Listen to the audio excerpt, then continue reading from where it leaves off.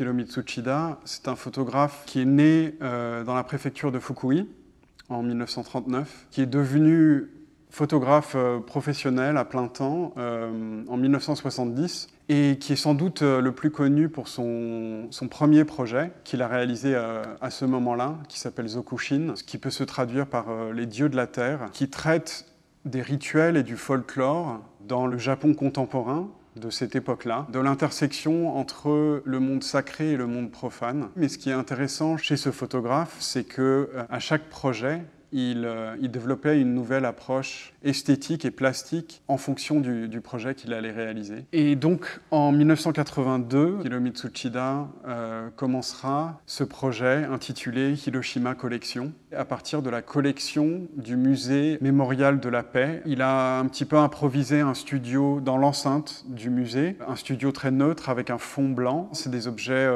de la vie quotidienne, donc une paire de lunettes, un stylo, une boîte bento, beaucoup de vêtements ou de fragments de vêtements. Il a travaillé à la chambre, une technique photographique qui permet d'avoir une grande qualité d'image et une image très détaillée. On ne perd rien des petits détails qu'il peut y avoir dans un vêtement ou sur un objet. Et donc, les images qu'il a réalisées, c'est des images où il n'y a pas vraiment une empreinte photographique de l'auteur, du photographe ou de l'artiste.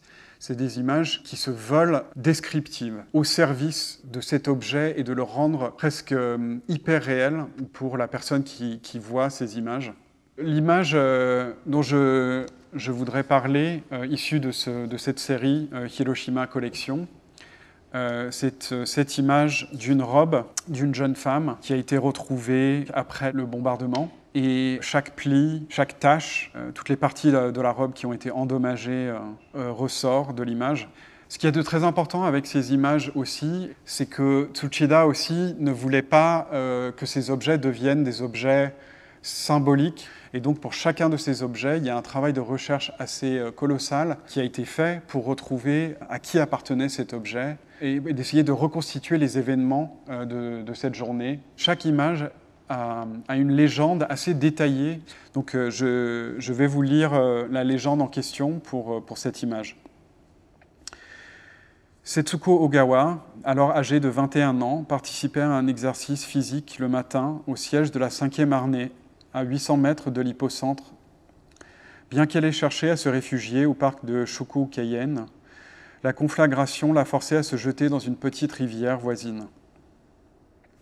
Elle a ensuite été secourue par des soldats et amenée à un poste de commandement. Le 9 août, elle a été transférée à un autre lieu, mais elle est décédée le 11 août. Elle portait cette robe sous une veste et un monpé. Bien sûr, il y a cet effet qui est très important d'honorer la mémoire de ces personnes par ce geste-là, mais il y a aussi, il me semble, un geste très important par rapport à la transformation de l'image. C'est-à-dire que quand on voit les images de cette série au premier abord, on peut penser à des objets retrouvés, mais on ne sait pas exactement dans quel contexte.